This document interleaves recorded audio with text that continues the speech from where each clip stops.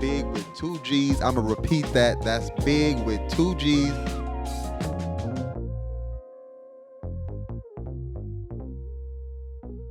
So we back with another episode of the BiGG Umbrella Podcast. That's big with 2 G's. I'm going to repeat that. That's big with 2 G's, the BiGG Umbrella Podcast. And we got your boy Bakes. Yes, sir. What's going on, man? So we actually kind of got you on here quick. Like we actually linked up quick with it and got this all set up quick. All thanks to, I want to shout out your lady, definitely for the location we got here. Yeah. Let's even start off by touching on where we at. Yeah. So yeah, shout out first and foremost, we're my girl Jess. Here's her van. It's called Better on the Road. That's why we're in this cabin on wheels right now. So I just want to shout it out real quick, like just get it out the way, So definitely. Before I even go into myself, I want to let y'all know where we at. So check out betterontheroad.com. It's a beautiful van. We're in Mission Beach, San Diego right now. And my name is Bakes. There we obviously. go. You feel me? And where you from? Originally, I'm from the Bay Area. Okay. I grew up in the East Bay, and then I did like my whole growing up high school vibes there. And then so what was that even like for you growing up out in East Bay? It was dope. It was dope. Have you been to the Bay Area? I've been to a certain, maybe a few, maybe 2-3 times. So I can't really say how much I've been to the Bay so much. So yeah, I mean it's dope. It's very it gets cold, so it's kind of like this chilly weather. So that's but then it gets really nice in the summers weather-wise. And then I was 45 minutes east of San Francisco, and then I go to Oakland and then San Francisco. So I was always going to the city. So that's a whole vibe. San Francisco is dope, and then it just trickles into the whole Bay Area. But I went to high school during the hyphy movement. Oh, that's the first thing I think of when I think of the Bay and shit, like the hyphy movement, Mac Dre and shit like that. So you was in that era when it was actually popping and shit. Yep. Yep. I was basically when Go Dumb, E40, that whole I can name off all the artists. Right.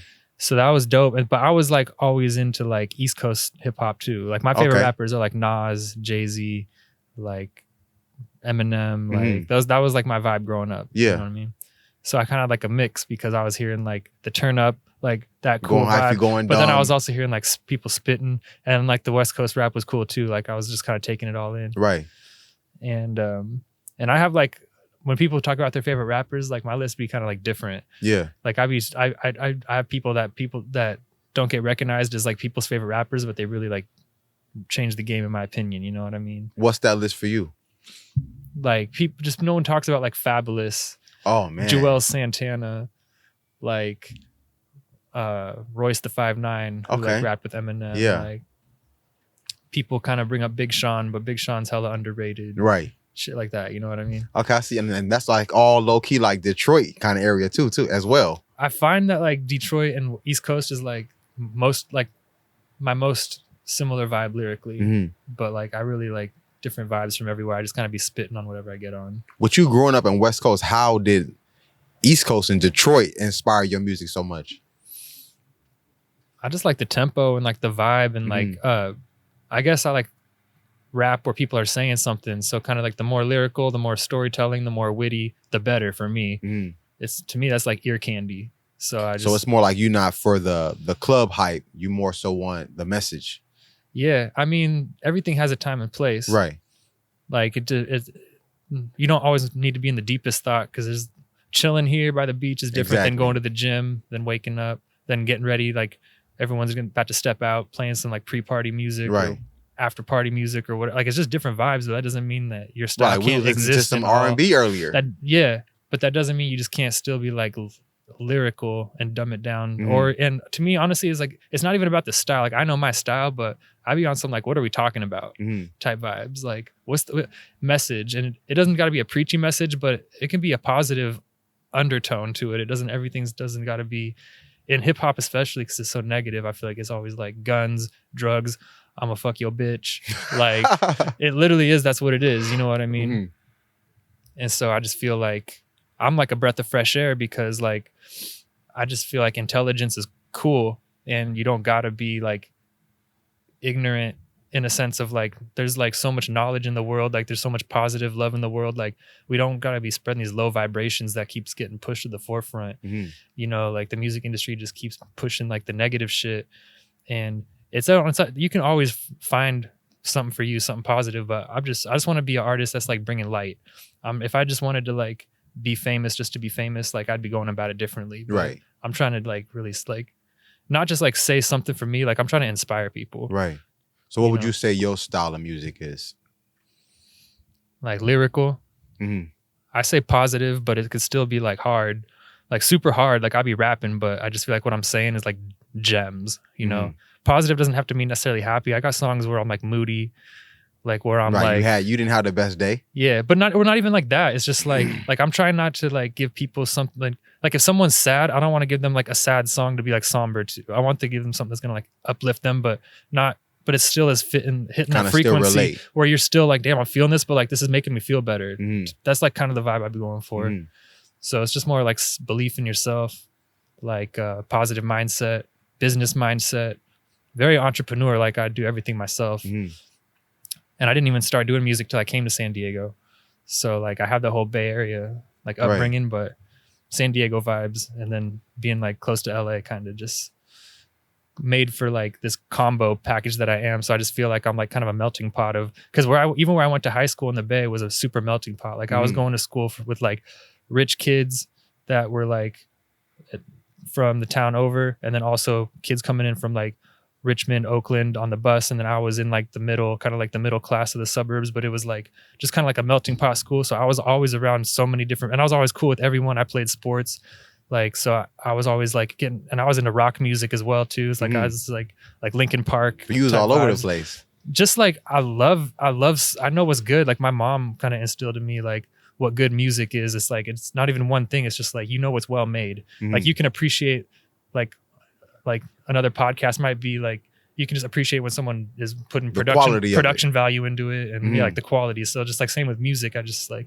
I can jam to anything if it's cool, because I know they took their time, and like I don't even mind country music. People be hating on country. I think country's got some dope songwriting. Yeah, like you can find, like you said, gems in damn near everything.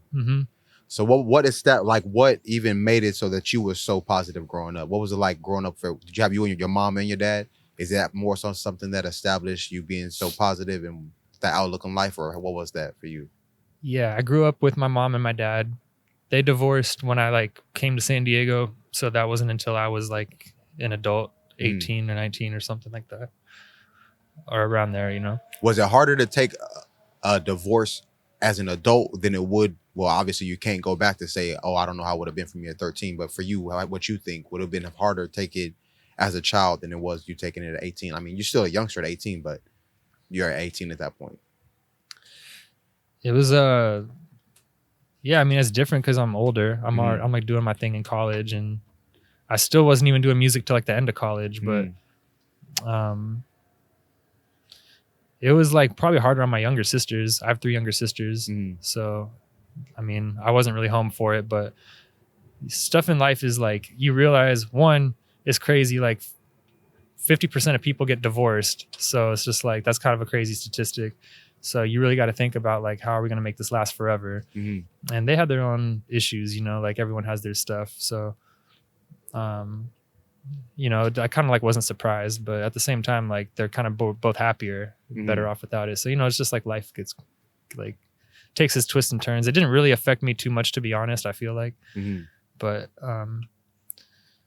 yeah, it was cool. Like pretty much starting music in San Diego after that, because I just felt like I went through a lot of life, and then by the time I started making music, I was already like, then you got a catalog to actually make something off of. Yeah, I was like between like a young man and a grown man, but I had like lived a good amount of life. I had went to college. I had like done like had cool life experiences to draw from, and it was like I started as a really raw artist, but I felt like I had something to say always, and like always trying to like find myself, figure it out, you know. So, do you feel like you have found yourself at this point, or still some working to do? I feel like it's a constant process, but at the same time, I feel like I'm really grounded in who I am, and like what I stand for, and what I want to say, and who I want to be, the kind of life I want to lead, like future family, like where my career is going to go, trajectory. Like I'm very like solid with a vision. But there's always self-growth happening. Like I don't think we can ever say like we fully found it, because purposes can change and evolve, you know.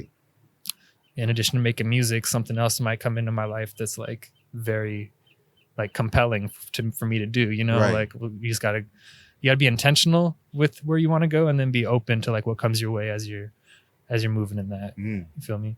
So how do you even handle the ups and downs that come in music? Because I'm sure like everything you make wasn't what you thought it was going to be, and some of those other things that you didn't think was going to hit. So like, how do you take those ups and downs coming with you putting out your music? Ups and downs, I mean, there's just positive and negative aspects to anything. And so me personally, like I don't have a manager, like but I don't refer to it like that. I say I'm self-managed. You know what I mean? But that just means I do everything myself. And I say I'm an independent artist, not just like an unsigned artist, because like a lot of people don't have record deals, but I don't think you're fully an independent artist unless you're doing for yourself what a record label would do for you. Right. So like it takes time to learn about the ins and outs, like there's intricacies of the music industry. Like if you really want to do it yourself, you gotta learn about royalties, publishing, like just how to put projects together visually, like branding, you know, it's a lot. But it's good. It's like starting your own business, and you just are the business. That's the thing. It's just different. Like you are the product. So it's just like everything. Like it's not like a job. It's like a lifestyle. Who has helped you on this journey? Like you just named all the different things that you have to learn in order to become an independent artist yourself. You feel helped you learn these few things? Who helped me learn these? I mean, like you said, when I asked you, like, where'd y'all learn this podcasting? You said YouTube. Yeah. I learned a lot on University. YouTube. And I went to college with a few people that were like kind of doing it on their own, and made me see it was possible. They were doing things at a level that like I grew to reach those benchmarks too, but like doing dope local shows, or like shows at the club at the beach, or like stuff that I'm like, damn, like this is really like these are they're rappers, you know what I mean? Like I couldn't even call myself a rapper yet, I felt like. So I was inspired to like kind of get it on my own. And then I took like an interesting approach. I think I was really thinking long term with this move, but when I was graduating college, I was trying to figure out what career I'm gonna go into. Like, what am I gonna do? Like, I kind of had like the business degree, like just like the standard. I never knew what career I wanted to go, and I was floating through college trying to figure it out and be inspired. And then when I was like had like this like early midlife crisis around like graduation time. What's that, like 21, 22 or whenever people graduate. And what you feel like your midlife crisis was at that early? No, just like that I didn't want to like go into a career that didn't make me happy, that wasn't going to fulfill me, that every day I was not going to be excited to go to, that I'm going to come home miserable. Not that I was like trying to project that into the universe. This is before I even really knew about the power to energy and like just what you put out. But I just remember like knowing that it's a big decision to go towards a career. Yes, people change careers all the time, but I was just like, I kind of felt like for some reason it was now or never. Like my gut was telling me like to pursue music, and I had not done music at all.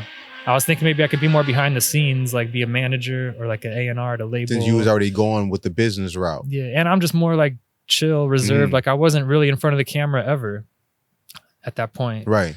The universe kind of pushed me to be an artist as like progressed, and I kept like making music and writing, thinking like it'll like show people I know what I'm talking about, as like if I'm A&Ring an artist, like they'll trust my ear when I have contributions. That's kind of like the approach I was taking, you know. And then but people kept telling me like, yo, like this is dope, like keep going, like you're good.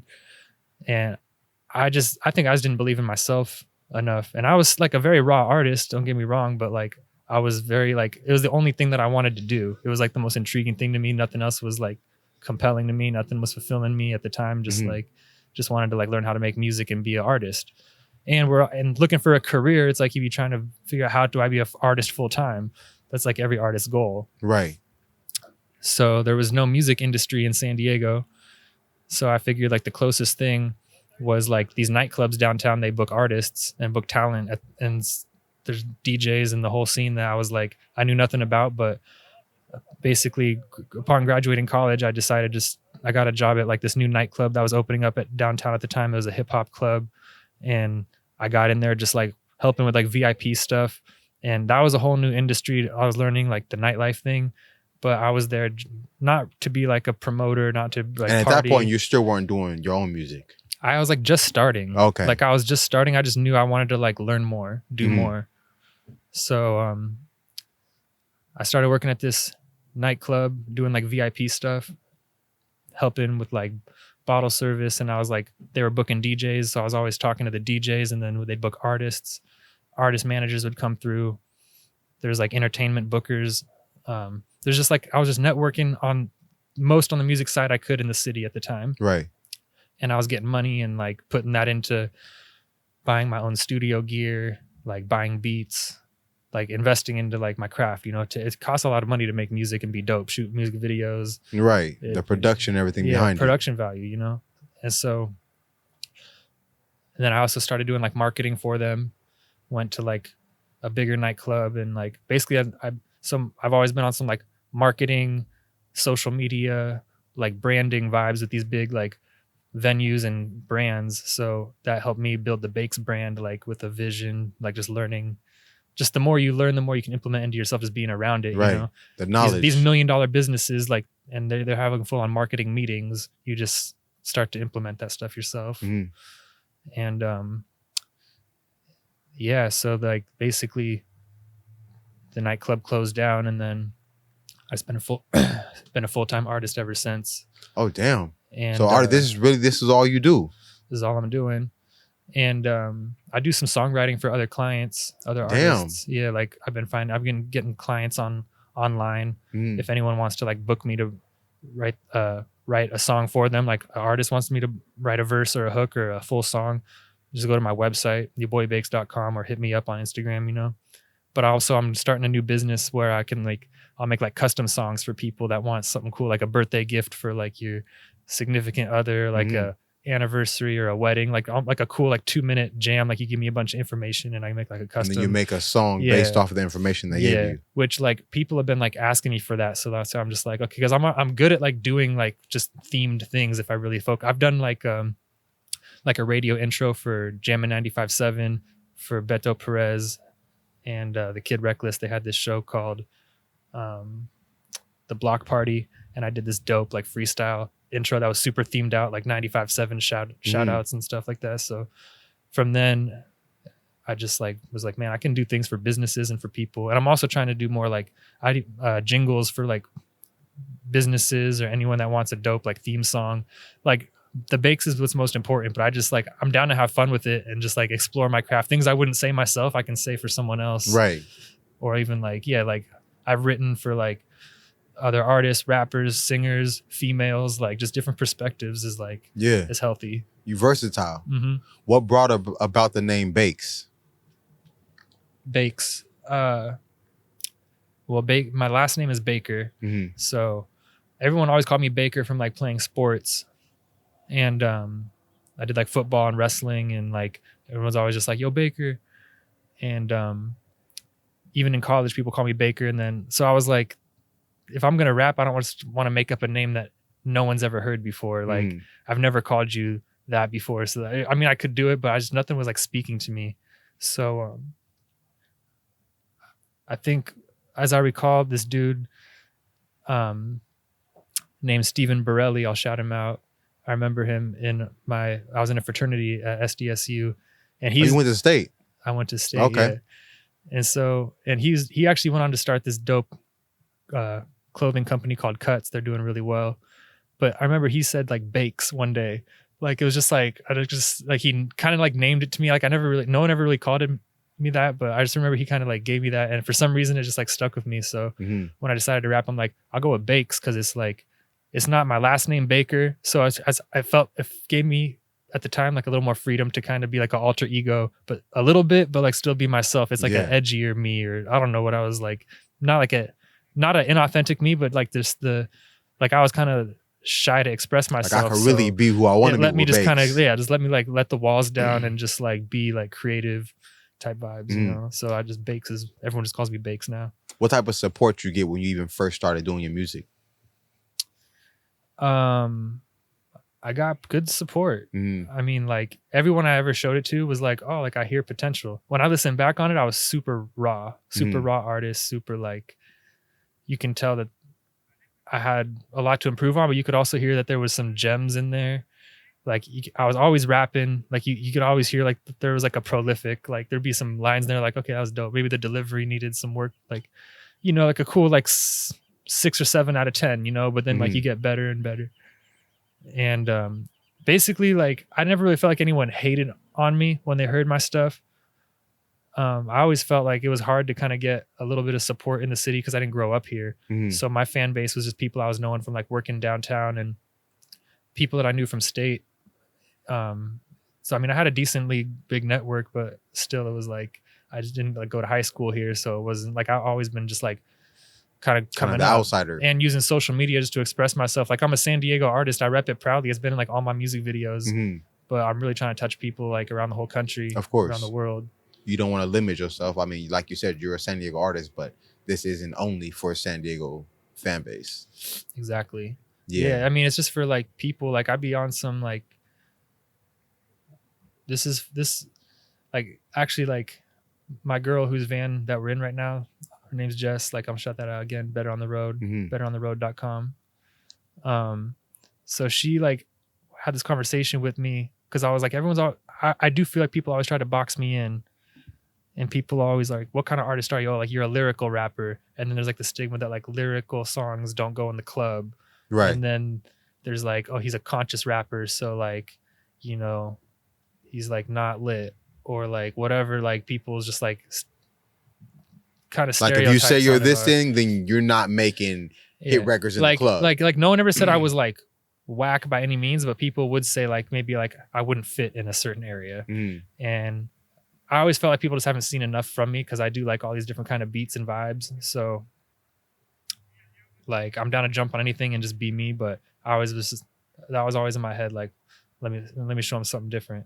But we were talking and it was like, what kind of artist am I? Because you could describe me as like I was saying, like lyrical, conscious driven, positive, like all these are like words that do describe me, but to not box me in. And she was like, honestly, like you're God's artist. That's like what you are. It's like you're here to like touch the people. Like whoever's meant to hear your stuff is gonna like you're gonna change lives, and it's just like just remain on like the vibration you want to and spread it how you want to. Like be you, and people will gravitate to that who's supposed to hear it. Right. And that just like stuck with me so much because I'm just like I do feel like that. Like I feel like I believe in God and like the divine timing of everything. Hence like my merch, divine timing merch, right. Which like is just a dope message, I think.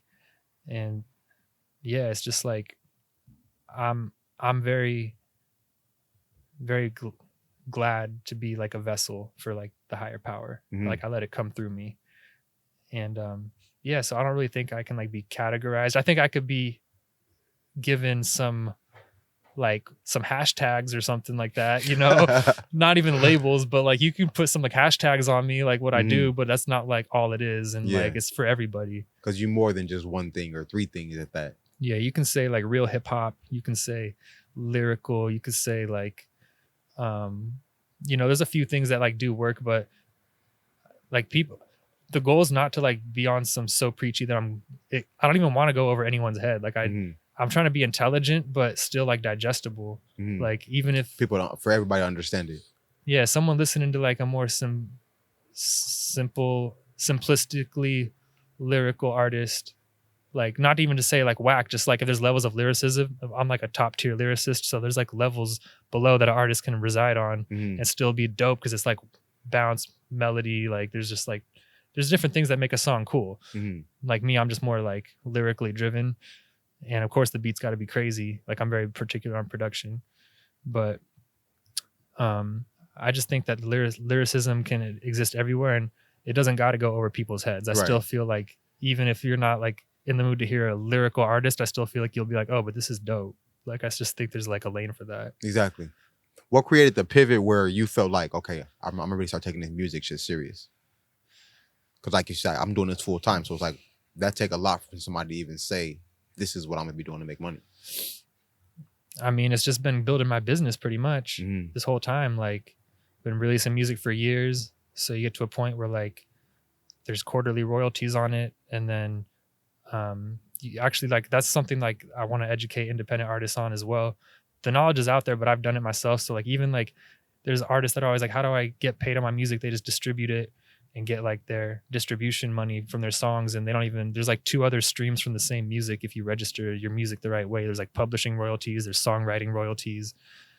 And it's just like, I feel like not even like every artist knows that, just even how to get all your money. Not at all. Not at all for something. So that's like you giving somebody game right there. There are other royalties that you could even collect on.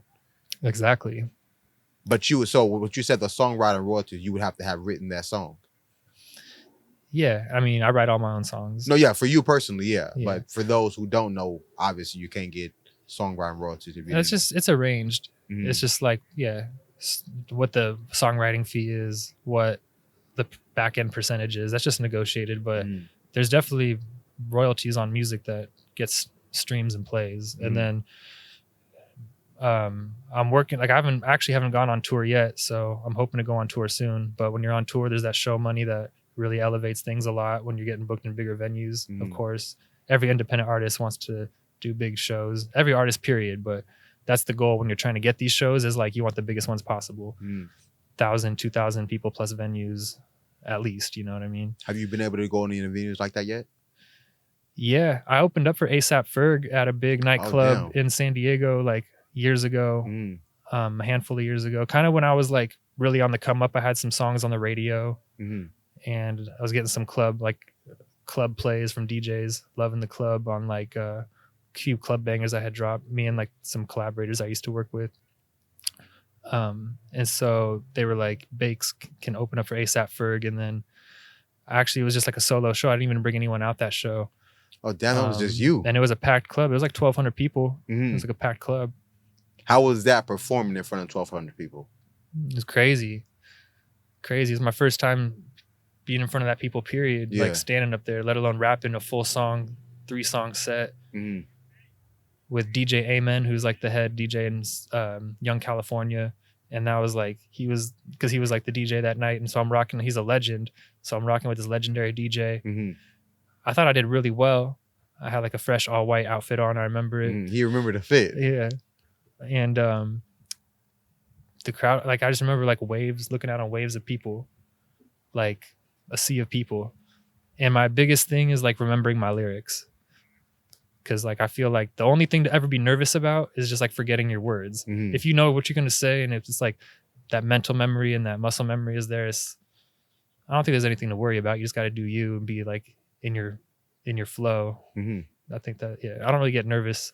Actually, I'm proud of myself for this. Like I don't get nervous at all before I perform anymore.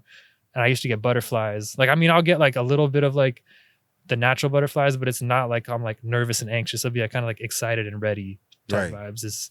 And I used to be more like shy and timid. I'm like, I knew I was dope, but I was kind of always more comfortable being like a studio rapper.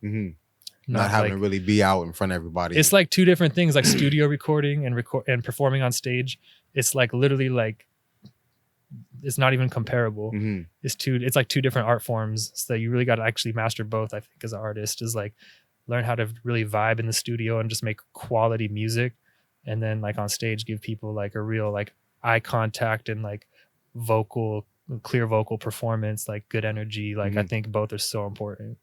With you, with all the performing and everything and the business aspect, how do you maintain your mental health with relationships and everything else? Because I mean, I'm sure that goes a lot to everything you do. I think is really important. I'm gonna give a different answer now than I would have a few months ago, because I used to like address mental health individually, but then I realized mental health is just like an extension of our nervous system health. Like if your nervous system is off, like everything's off. And so that's like the food we're eating, the things that we are consuming, like visually and like hearing, like just anything, like just anything that could be considered toxic, you know, like I feel like, so like mindset is very important. I feel like the music we're listening to is very important. The things that you consume day in and day out. So I just became more mindful of that. And then I realized that as a musician, you're already like a crazy person. You know, like I'm What already, you mean by that? It just takes like somewhere along the line, something snapped in me where I'm just like I care so much that like I don't give a fuck anymore. If that makes sense. Like you care so much you don't give a fuck. Yeah. Like what people think about me, but at the same time being very mindful that it's for people. It's not right. It's like therapeutic for me, and if I know it's dope, other people are gonna think it's dope. Right. But I'm not doing it just like I think for the wave, it's motivating to do it, that it makes me feel so good. But at the end of the day, it's for other people to consume and make them. I see what you mean. Feel whatever the song's about, you know. And so yeah, like basically, I've always been like a positive dude. I've always been pretty into meditations and listening to things that calm me down, like crystal bowls, like high frequency music with the ring thing. Yeah, it's super soothing. That almost remind me of goddamn Get Out. Yeah. With the teacup. Exactly. My girlfriend Jess is like super on a health vibe, and that honestly is such a good influence on me, because like she'd be cooking super healthy, super like clean, very like detoxing. Did you experience that before her? Like kind of to an extent. Like I've kind of always been like a healthy eater, but she helps me take it to a whole nother level, and I'm like learning so much more about like actually like nutrition, like spices, herbs, things that like everything does something for the body, and everything's so interconnected. So like I've always been kind of like on that trajectory, but she definitely helps me elevate it to a whole nother level. And then I'm also very just curious myself about like how can I just be the best version of myself in all aspects, you know. So like even someone that goes to the gym and like works out doesn't mean that they're healthy necessarily. Even from like eating all these like processed protein shakes and stuff, like there's so much additives in it. Like we really got to be mindful of what we're putting in our body. The oil that we're cooking our food in, man, is like toxic. It's like all these things that like are making our people sick, and like no one's really like on it. Right. So not that I'm trying to be too preachy, but it's like I'm on some like lead by example though. Yeah. That's like, so she's like sharing her recipes, and I'm just always down to shout it out, because it's like it's very like she's vegan. I tried veganism for a while, and I'll just be honest, like I didn't stay vegan, but I'm like what they call a flexitarian, meaning like a flexitarian. That's a first for me. Yeah. So like what that means is not just like I'm gonna eat anything, whatever, but it just means like, one, I detox my body, which I think everyone should take a break from meat for sure. Like I think that's a good idea. Just for like a bit, let your body, it's like it is a lot for your system to process. Though everyone's body is different. I was like, you know what? Let me just give it a break for a few weeks and stay nourished in other ways, like the right vegetables and carbs. And like I was eating really good and then basically is get my body in tune to the point where like when it's telling me it wants something, I'm just going to listen to my body. But like some people be fooled with that, because they'll think like, oh, I want some sugar or whatever. Yeah. But no, it's like, that'd be like parasites telling you want some sugar. And it gets deep. Like it gets real That's deep. That's like a devil on your shoulder telling you want that. It's crazy. So like, yeah, like just on a taking health and I'm still working on my health, you know, like I'm trying to stop smoking weed as much. I already don't drink alcohol really. I just enjoy like mushrooms from time to time, and there's like nothing like physically bad with that. I don't even drink wine like that. Like I'd be craving wine once in a while, but then it's like not even enough to make me go like drink it all the time. So I think alcohol is a good thing. Like cutting that out is really good for your mental health. I think that shit was bringing me anxiety. I was feeling like I was dependent on it. Like I couldn't perform without a shot of tequila or something. I was drinking Coronas while I was like recording, and I'm not even against alcohol. Like I'll still have a glass of wine if it's like a good time and a place.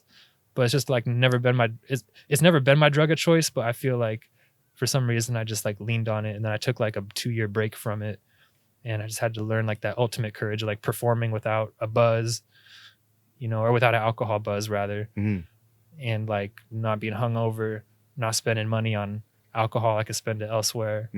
Like just I could still step out and have fun, but I just had to learn to do it without drinking. That helped me a lot. That helped me be more on my artist path, is being more clear and focused, having that clarity, that vision, like without being clouded by, like honestly being hungover keeps you in a daze. Like that shit'll like take your whole day. You'll be foggy, and then it's like, you know, I just didn't even have time. I was trying to elevate, you know, I was trying to be on some like Like, again, like nothing against drinking, but I was just better without it. And so, and I thinking on mental health, like I don't even want to participate in stuff that makes me anxious. Even smoking weed lately has been making me more anxious. It's weird. It's like my body's like telling me to like just keep going on this path of like give it a break and let it like reset. You know, I don't know. What caused the change of you even feeling like, okay, I do need a break? Was it a certain instance, or that was just been something that you already been feeling for a while? I think I've been feeling it for a while, but I've been like ignoring it. And I still be wanting to smoke, and I still be like having my like cravings, but I just been like maturing, man. Honestly, it's crazy. Like I don't even think it's like maybe it's like the stage of life that I'm at, and I'm just really like content with who I am as a man, like, and I don't like need where I'm that as an artist. Yeah, like I just want to be the best version of myself. So it's like anything that's not like making me better is like literally making me worse. And so like there's a time and place for everything, but anything has diminishing returns. Like for example, like even if I was gonna be on some poetic like Edgar Allan Poe like writing vibes and like have a glass of wine, because he had this quote, he's like, one glass of wine, it's like I'm like paraphrasing, it was basically like one glass of wine can help bring out the spirit and let it flow, but 2 glasses of wine you're gonna start to get sloppy. So it's like I feel like alcohol has quick diminishing returns, and when that buzz wears off pretty quick, I feel like. So I was just feeling better without it. I'd rather microdose some mushrooms and it lasts like several hours, and I'm just like on a good one and just natural, super like just like a little bit, just be on like in a good mood. Or some edibles, some THC, more natural. Damn. The more and more people that we've even been meeting, the more and more people have been saying like they've been like a mushroom vibe, because they saying like it's just more natural, and they've just been finding themselves within that. So I'm more so even finding out now more people do mushrooms than I even know, because that was always low-key taboo to me. When somebody say mushrooms, I'm like, oh damn, that's crazy, you doing mushrooms, you really tripping. But now more and more people are saying like they doing it for even like mental health and shit like that. Is good. I mean, I think just be smart about it. Like my take on mushrooms, like I was telling you before, like we started filming, was it just brings out what's already there. Like it brings out your subconscious when you do like a lot. And that's when people have a bad trip, is when they're not right within. When you're right within, you're going to have a good trip, and you're going to have like some positive takebacks to like implement into your life that it just dissolves your ego. So you just be having some real like loving thoughts, like your heart be open. So you just be thinking about everything in the most positive light possible. And that could be scary for people, because they'll be like, damn, like I'm not where I want to be in life. I'm not happy. And like, it just makes them have like a bad trip. But if you're in a good space, that's why it's important to like they say, set and setting is very important when you do mushrooms. And I recommend going into nature as well. Don't just be like watching a movie or something. Like right go on the couch or whatever. Go in the redwood forests, or like go like to the waterfall. You want to get in tune. Cool. Yeah, you want to get in tune with nature for sure. And I haven't done a big dose in a while, but I like enough to feel it. And what's a big dose for you? I mean, like if you eat ate the shrooms, like a whole handful, like you're gonna go meet God on the moon for sure. Like I've definitely been there. My first time I ever did mushrooms, I was in the redwood forests in Santa Cruz. You by yourself? No, I was with some homies. Oh, okay. And I've done it like in different times, different settings, but that was like the first time I did it was a lot. And then it was like later, every time I did it was a lot. And then it was not till later in life I started doing like a lot lesser doses. Microdosing. The microdoses. And I like that, because it's honestly like kind of like if you can imagine like what coffee feels like if you feel up, but it's just like a little more trippy. It's like you can totally function and just be like putting the blood flow in the right parts of your brain. You just be having a great day. Like everything just be clicking. What do you feel inspires a lot of the time the music for you? Like my process, I just be thinking of stuff like all the time. So I have like my phone notes, I'm always writing a few lines, and then I keep a master. I used to write in a notebook when I was a kid, but it's not efficient for me now. So I write everything in the cloud on like Google Docs, and I can get it from on my computer, on my phone. And so I have this like master list of song notes and bars and song concepts. Like it's like over 500 pages. So you the type that got a whole bunch of songs that you ain't put out Because I've been meeting a lot of artists who be having a shitload of songs they ain't put out from years ago. You got shit like that?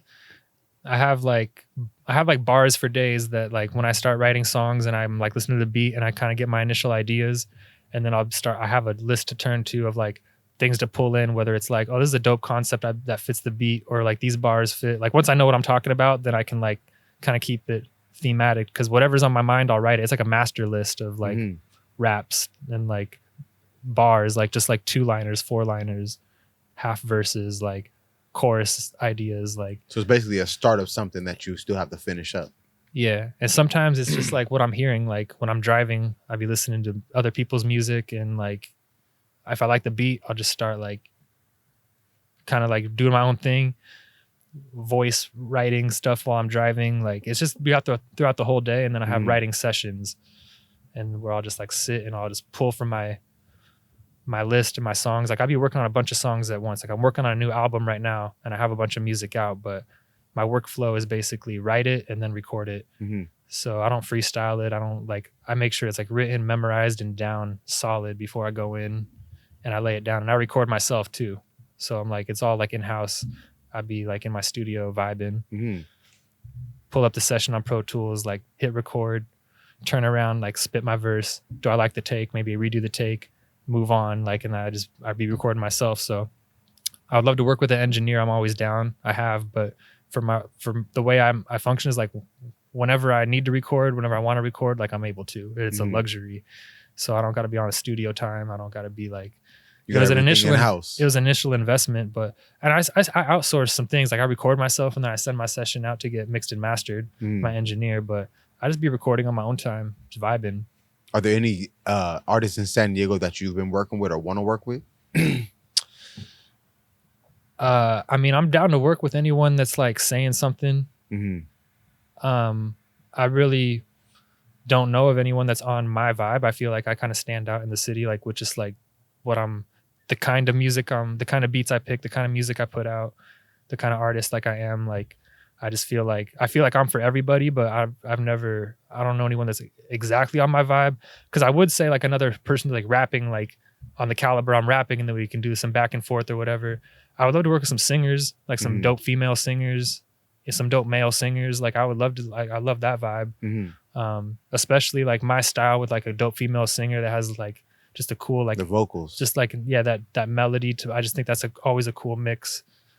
I did this, like one of my first songs and videos I did was with this girl. Actually, she's a female vocalist from San Diego. Her name's Shelly Jane.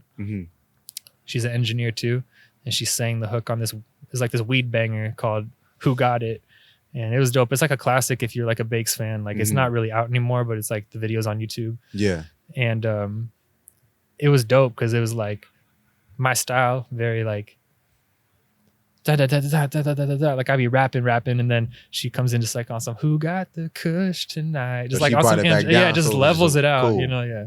So I would love to work with some female vocalists or some dope rappers, but my thing is like it's about the music, and it's not really like what do I get if. But I mean, I feel like one, I put a lot into my craft. I pay for PR every month. Like I really built myself up. So I'm just very particular about who I'm trying to do a song with. A lot of people are like, yo, let's do a track.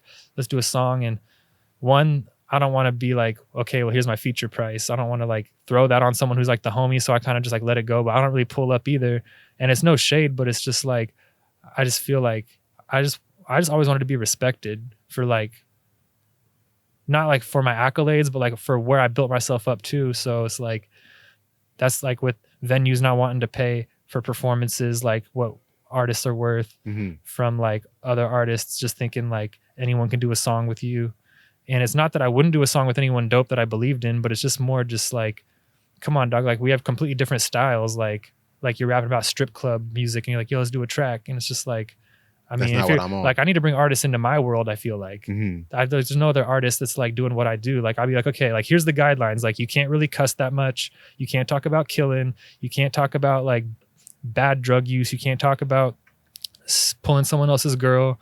You can't talk about like things that advocate activities that take you to jail. You can't talk about things that are like actually unhealthy and mentally like bad for you. Like I would give them like and it would be like more like fun. I wouldn't be on some like I mean, it's not like the military, but I'm just like, but it's like, if I'm gonna do a song with you, like, let's keep the negative shit out. Like, a song is so powerful, bro. Like a song is like a spell. That's why I was wondering what instilled those guidelines in you to want to make that this is what my music going to be about, not what people's usually about. It's like literally, as I learn more about like energy and people, you always hear about manifesting things and the law of attraction. Definitely. Yes. I fully believe in it because like it's like actually scientific, and like I've been proving it to myself time after time that like your inner world reflects your outer world, whether you're up or low, and we're all manifesting things at all times. It's just like wherever you're at, that's what you're drawing closer to you. Mm-hmm. Like you don't attract what you want, you attract what you are. Exactly. It's like on some real like metaphysical vibes. And so like, and I'm like an analytical person, so like the science part made sense for me, even if like it's hard to quantify like spiritual concepts. But like when I started thinking of it, like literally, like it's called like the mirror principle. Like your mindset really is going to dictate your perception of the world. Mm-hmm. And so as soon as I started doing that, I just started being more mindful of like, well, what am I thinking? What am I saying? And then that's what made me switch my whole style from like talk about low vibrational activities and like kind of shifted like more into just fully positive energy, mm-hmm. fully conscious, fully like, just like, this is my vibe.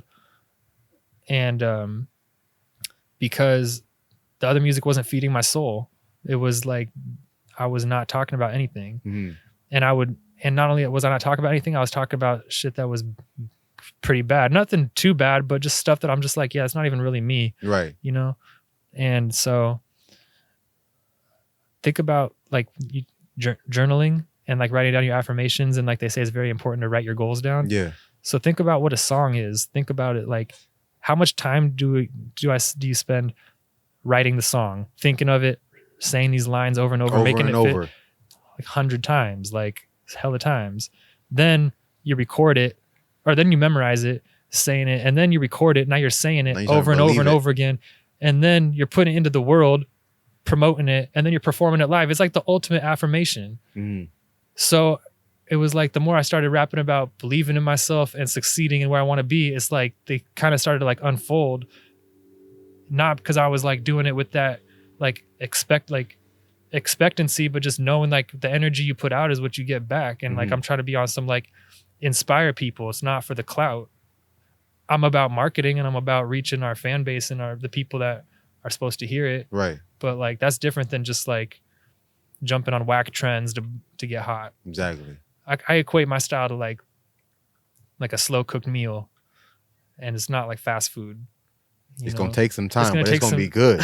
It's going to be, and it's going to last, and it's going to like, the leftovers are going to be bomb. It's going to like, it might take some time to like try all the dishes and like absorb it all, but you're going to be like, damn, that was like an epic meal. And it's going to stick with you. Like you're always going to remember that meal. You don't remember every fast food meal you ever had. Of course. You know? What made you stop taking the sports route? Because you said football and wrestling. What made you be like, okay, this ain't it? Yeah, I was like a music kid in middle school. I was in band, played saxophone, and then I was like discovering like hip hop and rock, and I was always listening to like my Discman with headphones. And then when I went into high school, I switched into sports and kind of stopped like the music route. Mm-hmm. But I started playing football and wrestled, and I did those pretty, like, started off like fresh, but by the time I was like a senior, I was pretty good.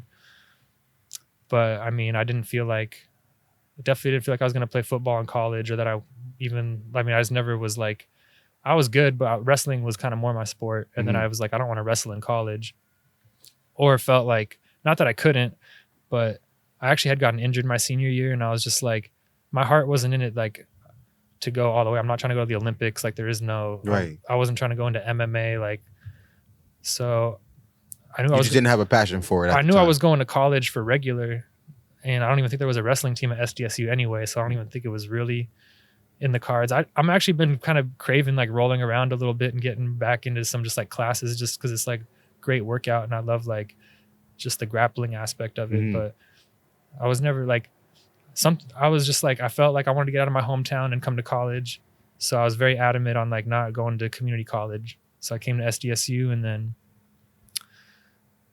like I still like didn't even think it was possible to be a rapper until like later in life. Like I was graduating college, and I'm just like, I'm gonna go for it. And even then I kind of had like a long-term plan. I was just like, I knew the concept of like 10,000 hours, or like sometimes that could be 10 years, whatever, but it takes that caliber of time to like master something. And I was trying to be a master of my craft. So I almost approached it like, well, I'm coming in as a college graduate, and I'm totally okay with it taking 10 years to get there. As long as if I get there, I'll be cool with it. And that's what just had me be cool with like just being patient and just improving and knowing like I had time. And now I'm kind of at that like 10-year mark. So that's why I'm feeling like I'm just like the best I've ever been. And I feel like I'm ready to hit those festival stages. And like the new music I'm working on is epic. It's like the next elevation of Bakes. Like my last album From the Ground Up was super motivating and super like upbeat, not upbeat, but like a positive mindset, like up spirited type of like, I built this from the ground up. Is very entrepreneurial. And this next album, which like it'll be out in like a handful of months, so I don't want to like, I'll circle back and tell you about it, but it's kind of more like just like an elevation of like that mindset to like a little more spiritual, but like we're just taking it up a level from like basically like you build up the business and everything, and now you can like take it to the sky. Like it's just like we're going higher, elevating, yeah. What was SDSU like for you? It was cool. It was cool. I mean, the best thing about it was I met people from all over the world and had like cool experiences. Just I was in a fraternity, and then I also had different classes. So I was like literally meeting people from the UK, from like Japan. Is it like how they on TV when they take all that weird shit for you to get in a fraternity? Like they gotta paddle you or some shit. You gotta stay up all night. They hitting you with water balloons or some shit. So I don't think they do that anymore, but like there was definitely like some of that. And but I was in like the cool one. Like I was in the one, all my homies had joined it like the semester before I did. So I like kind of knew what it was. I wasn't going into it blind. And I was like, basically it was like, you do have to do some shit, or you did have to do some shit at the time. I don't think they like allow it anymore. Oh, okay. But yeah, they definitely called it hazing. And there was definitely like, water balloons or fucking getting hosed. Some like, shit. Just some shit that's just like, yo, if you want to be in this house, you gotta go through this shit first. Yeah. Yeah. Was it worth it? Like that's kind of like a tough one, because I feel like you gotta take everything as like, if it didn't, everything happens for a reason. And I will say that I'll say like, so I can keep it on more of a positive note. I'll start with what I didn't like about it was I didn't really stay that close with anyone from it. And it's supposed to be like a brotherhood, a fraternity. Right. A fraternity. And I feel like it's like, for me personally, I'm just like, I don't really know. I had a few homies still, but they were the same ones I went to high school with. So we're always going to be cool, but I can't really, I don't talk to anyone anymore. Maybe that's kind of on me. Maybe that's just the path I took in life. But still, I'm just like, I don't know. Like, I don't feel like I'm part of a brotherhood. But the good part is that, like I kind of got partying out of my system a little bit, as far as like, we used to like throw big parties like quarterly, and I was like the house manager for like my last semester. So there's like an executive board. So there's kind of like some cool experience in there, and you're helping like construct these big like structures for this big like party and stuff, and like working with budgets, being around massive parties. And like, when I think about it, that kind of helped me so much when I actually like started going into nightlife and like trying to do my music. But I was not blinded by like the partying and like temptation of like drinking every night. Like I was like, I just came off from like a party college, and like maybe I didn't have what I would call self-control, but I definitely was like not there for the party as much. Like I'm like, those are perks, but I was like really there to like learn about music in the industry and like booking artists, kind of like, and honestly just trying to make bread too. I wasn't trying to like work a job that has nothing to do with music. And then you're like I use this like analogy of like, how am I going to sell like a product, like something super boring, and then come home not stoked on my day, and then like be inspired to work on music. Exactly. Like your mindset shouldn't be like, I'm trying to get out of a hole. Your mindset should be like, everything is working for me. So like bread is cool, but if it's killing your spirit, it ain't worth it. Yeah. So what you doing with the music aspect? Does your family support you with music? Yeah. My mom is like my biggest fan. Oh yeah? Yeah. So I'm sure that's huge to even have that. I mean, one is your mom and then another she's supporting you. Yeah, but it was funny because growing up my dad was kind of like the I wouldn't say stereotypical, but like what you would think when rap music's not like really a thing and you're hearing your son and the lyrics are like very like gang related, very violent, a lot of cussing, a lot of disrespecting women, like let's just call it what it is, like that is in the rap, you know what I mean? But I was seeing past that, like I was like, yes, that's there, but I was seeing the poeticness, I was seeing like visual imagery, I was seeing how words rhymed, how you could flip syllables and like say words like just a different way, how like say it like with rhythm and make it sound cool different than what it actually was. It was like puzzles to me, like Legos, like word Legos. I'd be having like visuals. Some people say when they close their eyes, like Kanye says when he closes his eyes and hears music, he sees colors. And I kind of feel that, but for me, it's like I see like shapes. Like when I hear music, like I'd be thinking like shapes, like how this word fits with this one. Exactly. Like Tetris. And because you can like play with, like, have you ever done any songwriting? Myself, no. So yeah, it's different than like creative writing or free flowing. Like you're very like keeping a structure to it, a rhythm. And you got to fit this with this, and this has to work with this in order for this and this to go. Yeah. So there's like, and because I teach songwriting and I'm trying to get more into, I'm growing my platform for songwriting. But basically like what I teach people is there's elements to songwriting. It's almost like pillars. Like if you have like a trifecta and it's like rhythm, it's like, especially in rap, it's like all about phrasing. It's like not sometimes, like that's the reason you can like get away with not saying anything, because it's like it's not what you say, it's how you say it. Yeah, so phrasing is super important. And then there's like the lyrical aspect to it, and then there's like the overall musicality to it. And so like these are all, if you're missing one of those, it's gonna be like a boring song. And so like on the lyrical side, yeah, like we're trying to figure out like how to make it rhyme. But then you can make it rhyme more than just like the last word. You can make entire phrases rhyme, and then you can sandwich rhymes in between it. And then you can make it like, for me, like I do equate it almost to like it excites me. Like when you eat like a piece of candy, every time I hear something about, oh, that was good. Like it makes me just want to keep it like I said, my favorite rapper is Nas. So like I'd be listening to like his last albums, like just so lyrically potent. And you got to give them like 6 listens before you really digest it. But right. I mean, that's like, I'd rather have that. You said that slow cooked meal. I'd rather have that than get it the first time. And like, I want something like, that's what makes me want to keep listening, is like, I keep hearing something new. Because you got to dissect something else and something else. Yeah, exactly. So, yeah, like my favorite artists were always ones that were like lyrical, intelligent. And even if there was aspects of their music, like I would live my life differently, or like I wouldn't promote that, that still doesn't mean you don't take what you like from it. And that doesn't mean that you don't like, that doesn't mean I haven't applied things from people that like are in like neighborhoods, like talking about like some like activities that I don't do in my daily life.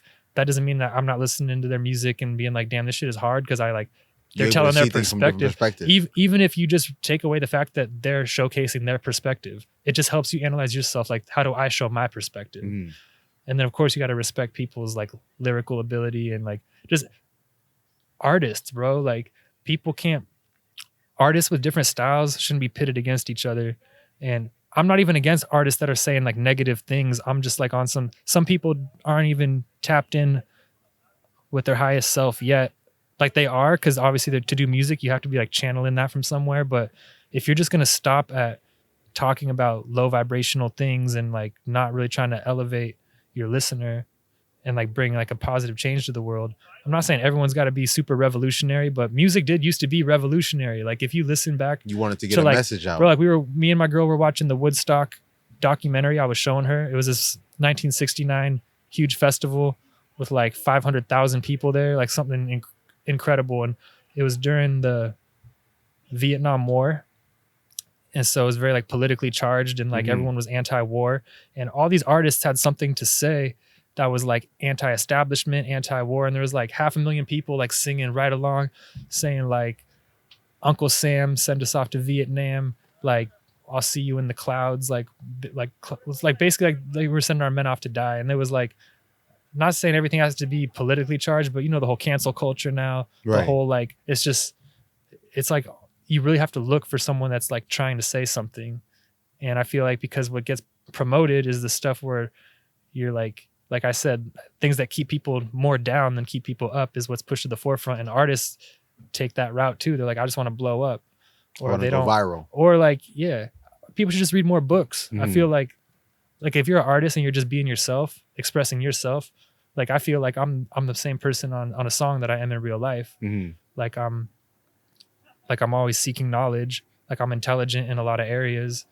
I stay reading. I'm not like the biggest book scholar, but I have been at times in my life where like I was just reading heavy.